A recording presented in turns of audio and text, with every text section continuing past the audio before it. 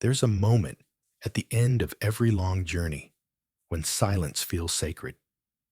When you look back on all the valleys you walked through, all the storms that almost broke you, and you realize you're still standing, not because life was easy, but because God was faithful.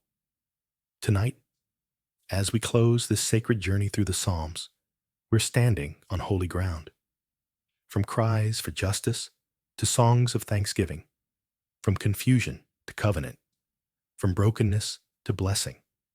This is the story of a God who never turned away. The Psalms, 94 through 107, are not just ancient poems.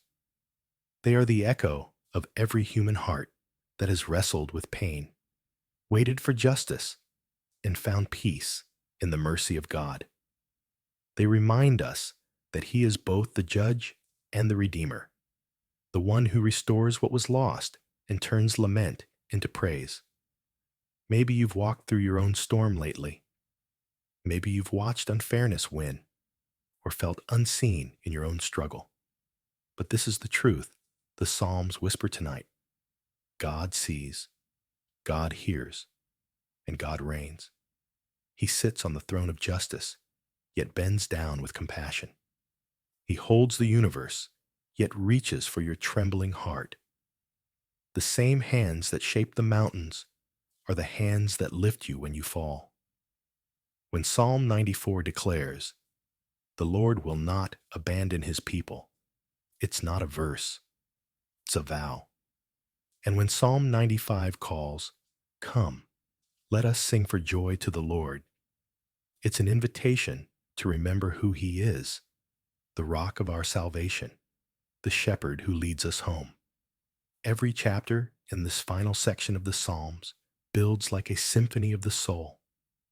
It begins in the courtroom of heaven, where God judges with truth and righteousness. But soon, the tone shifts. Justice gives way to joy, and the cry for fairness becomes a song of gratitude. Psalm 100 says, "Enter His gates with thanksgiving and His courts with praise." It's as if heaven opens wide and the earth joins in a chorus that never ends, for His mercy endures forever. That refrain, repeated again and again, is not just poetry. It's eternity singing. It's the heartbeat of heaven pulsing through human history. The kings rise and fall. Empires crumble. But the mercy of the Lord remains. Can you feel it? The weight of justice becoming light with grace. The sound of lament turning into laughter. The night giving way to dawn. This is not the end of a book. It's the rebirth of hope. Psalm 104 paints the sky with His majesty, the Creator who rides on the wings of the wind. Psalm 105 remembers His covenant, the God who keeps His promises through generations. And Psalm 107 ends the journey with a cry of gratitude. Give thanks to the Lord, for He is good. His steadfast love endures forever. That verse is more than words. It's the testimony of every soul that has ever been rescued. It's the song of the addict set free, the prayer of the mother who found peace again, the whisper of the weary who finally found rest. It's your story too, because maybe this year has stretched you. Maybe your prayers felt unanswered, your faith tested, your heart bruised by disappointment. But tonight, this prayer is for you, for the one who has waited long and wondered if God still moves. He does, and He is moving right now, in your waiting, in your worship, in your quiet surrender. When you lift your eyes and say, "Thank you, Lord," you're not ignoring the pain. You're declaring that it doesn't have the final word. Gratitude is the language of those who have seen God redeem the impossible. It's the sound of faith breathing again. So as you listen tonight, let your heart join the ancient choir. Let justice roll like a river. Let mercy sing like the sea. and let thanksgiving rise like the morning light. Because the same God who judged the nations is the same God who restores the broken. He is not done with your story. This is not just a prayer of endings. It's a celebration of new beginnings. A reminder that after every storm, there is still sunlight waiting to break through. After every night of sorrow, there is still joy coming in the morning. And so, with hearts full of gratitude, we step into His presence tonight, not with fear, but with quiet confidence, not with despair, but with hope renewed. For the Lord our God reigns forever. His justice is steady, His mercy unending, His love unfailing through every season. In this sacred moment, where silence feels holy and hearts grow still, we remember how every tear has a purpose and every cry becomes a prayer. Yet even in this peace, we know that life is not without struggle. There are nights when justice feels far away, when wrong seems louder than right, and the weary wonder if God still sees. The psalmist knew that feeling too. In Psalm 94, his voice trembles between anger and hope. He looks upon a world where evil seems to win, and the righteous feel forgotten. But then, he remembers something deeper than pain. In the multitude of my anxieties within me, he says, your comforts delight my soul. That is where the story begins. Not in perfection, but in the tension between chaos and faith. Because when justice delays, grace becomes our resting place. When answers are absent, God's presence still remains. It's there, in the quiet ache of uncertainty, that the heart learns to trust again. Psalm 95 carries us to a new threshold. It's a call, not a command. A gentle voice saying, "Come, let us sing for joy to the Lord." But within that invitation lies a warning. Today, if you hear His voice, do not harden your hearts. True worship is not found in the echo of songs, but in the softness of surrender. It begins when our defenses fall and our hearts learn to listen again. Then the melody widens. Psalm 96 becomes a global chorus. It says, "Sing to the Lord a new song." Every nation, every tongue, every weary soul is invited to proclaim, "The Lord reigns." It's not a political rule. It's a reign of truth and love, a justice that restores what sin has broken. The earth itself seems to sing. The trees clap their hands. The rivers dance in rhythm. The hills lift their voices and shout for joy before the Lord. Pause here for a moment and picture it, the world itself singing to its Maker. Because redemption has come, the Judge of all the earth is not cruel. He is fair and faithful. He will judge the world with righteousness and the peoples with equity. Every sound of creation becomes a sound of worship. And then the psalmist pauses in reverence. Psalm 99 repeats a holy refrain 3 times. The Lord is holy. He remembers Moses, Aaron, and Samuel, men who called upon the Lord and were heard. It's a bridge between history and holiness, between heaven's throne and human frailty. Righteousness and mercy meet there. Holiness does not isolate, it heals. Because the King, who reigns in glory, is also the God who bends to listen. By Psalm 100, the journey reaches a radiant joy.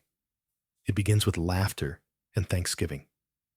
Enter His gates with thanksgiving, and His courts with praise. The psalmist declares, "For the Lord is good. His mercy endures forever." It's not mere religion, it's relationship. Worship becomes the natural response of a grateful heart. It's what happens when you realize that you are fully known and still fully loved. Belonging to God is the deepest joy of the soul. Then comes a shift. from public praise to personal devotion. Psalm 101 opens with resolve. I will not set before my eyes anything that is worthless. It's the heart of a leader learning integrity, because holiness isn't just in grand gestures. It's built in daily choices, in what we allow to shape our thoughts and eyes. Faithfulness begins in the unseen.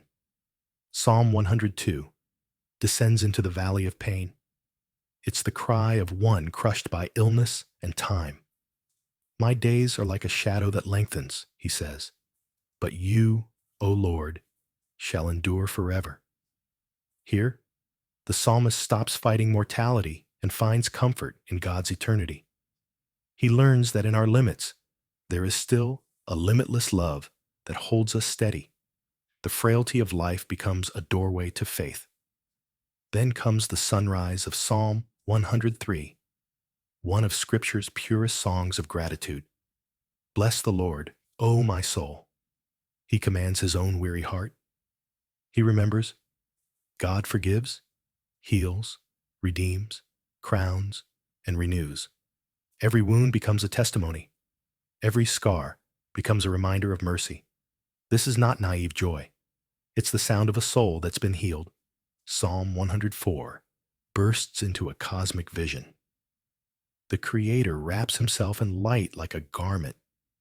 He sends springs into the valleys, feeds every creature, and fills the earth with his breath.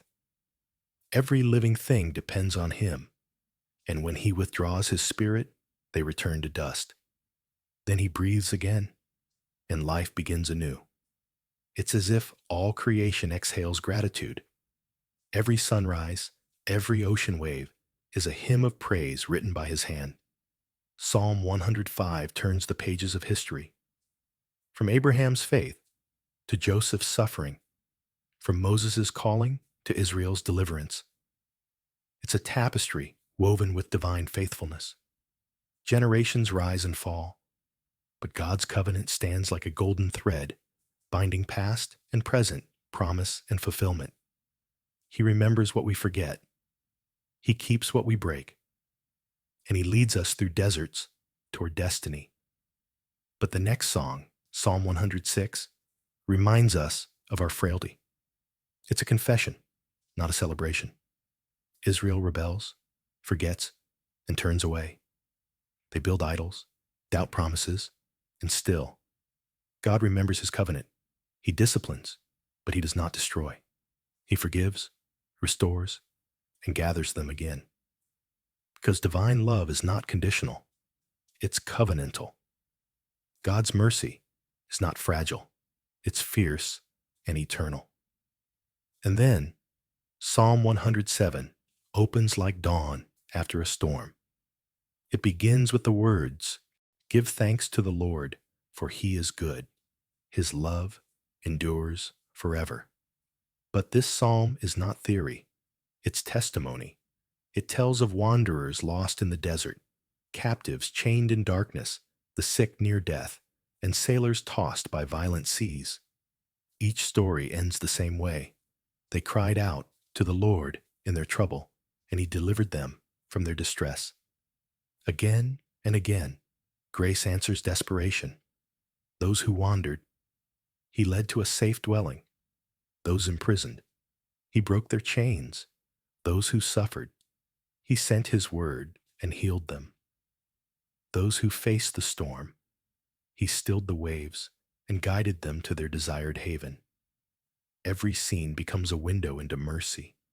Every life rescued is a reflection of his love. Maybe you've been through one of those deserts. Maybe you've known the chains of regret, the sickness of the soul, or the storm that threatened to pull you under. Psalm 107 reminds us, God is not far from the broken.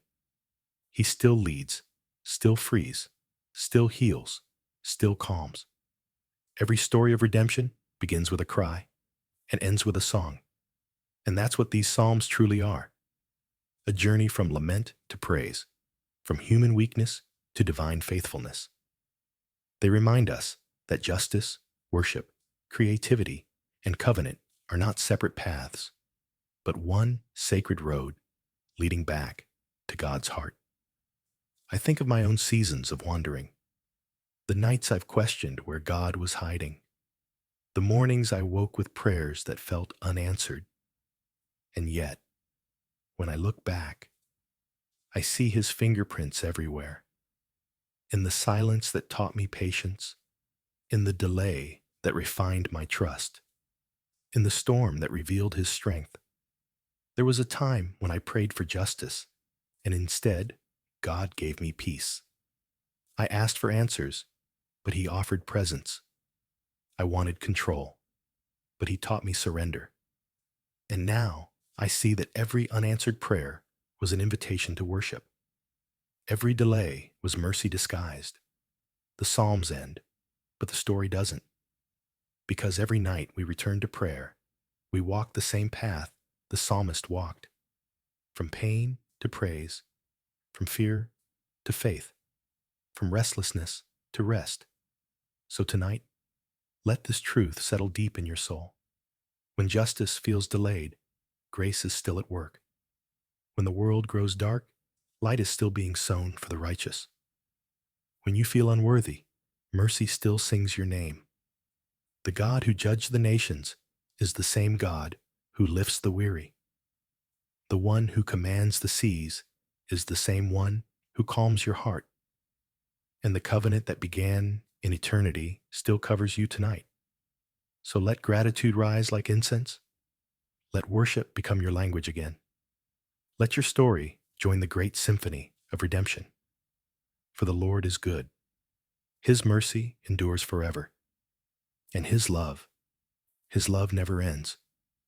As the echoes of praise fade into stillness, a holy quiet fills the air.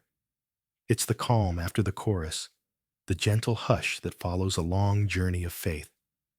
The prayers have been spoken, the tears have fallen, and the heart, at last, exhales.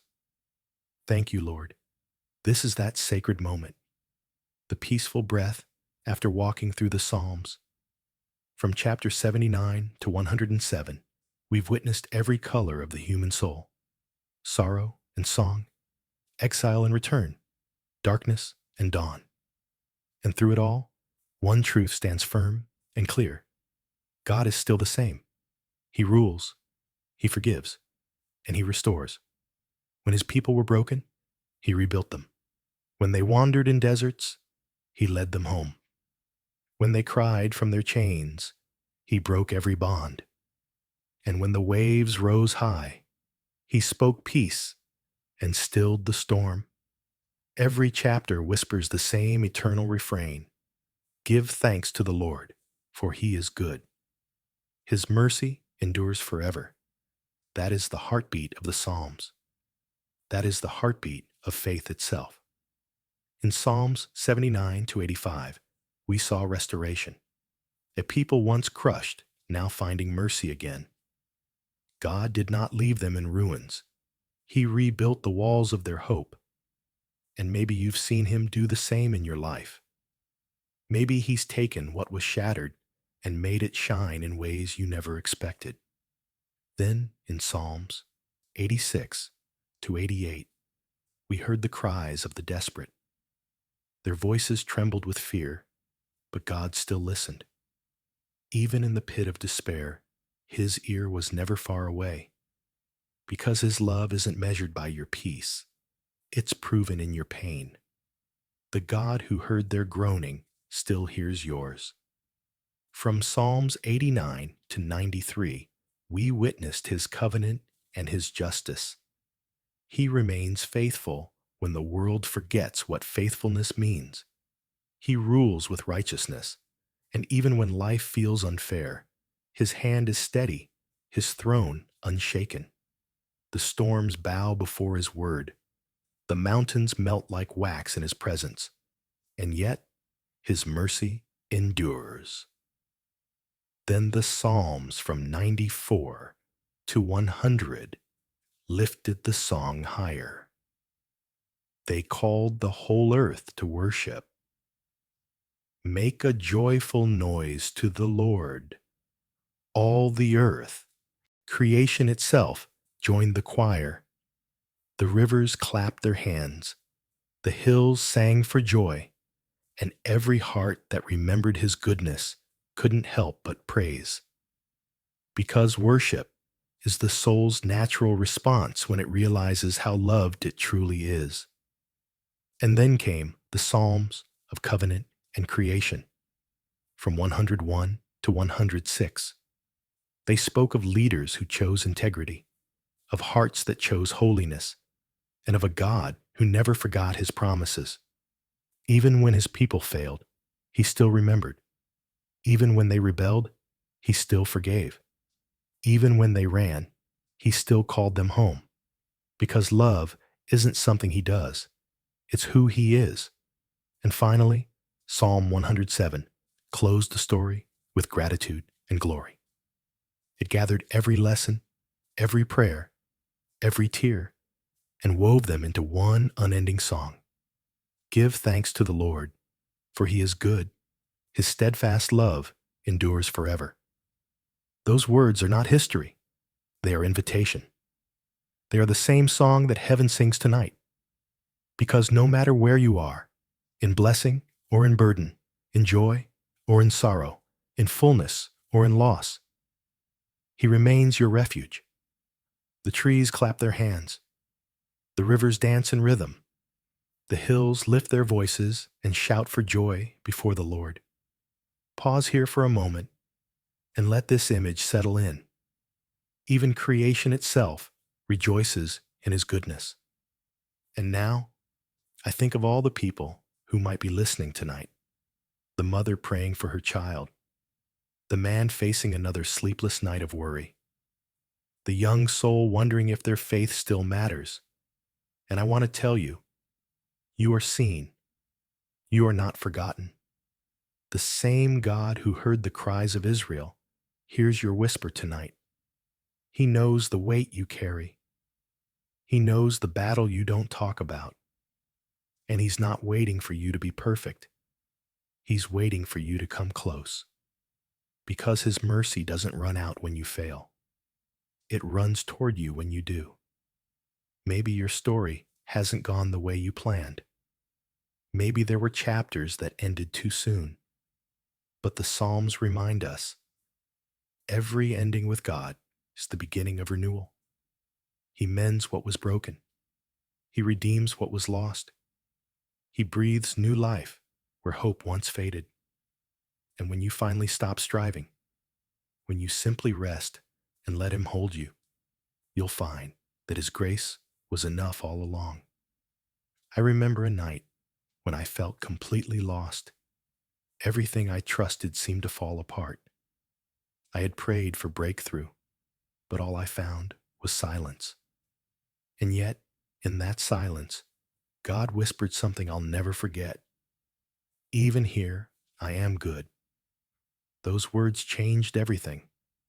They didn't erase the pain, but they gave it purpose. They didn't fix the storm, but they reminded me who was still in the boat. And that's when I realized faith isn't about understanding every season. It's about trusting the one who never changes. So tonight, as we close this journey through the Psalms, I want to remind you what the psalmist knew. Every tear you've cried has been seen. Every prayer you've prayed has been heard. And every part of your story is still being redeemed. If this journey has touched your heart, take a moment before you go. Breathe. Whisper your own words of thanks. And if you feel led, share your story in the comments. Tell others where you've seen God restore what was lost. Your story could become someone else's hope. And if you'd like to continue walking in faith and peace, subscribe, stay connected, and journey with us again. Together, we'll keep seeking the God whose mercy truly endures forever. As the night settles and your heart grows still, may peace find you. May grace surround you. And may the eternal words of the Psalms rest deep within your soul. Give thanks to the Lord, for he is good. His steadfast love endures forever. Through every season, his mercy remains. Through every breath, his love endures. Amen.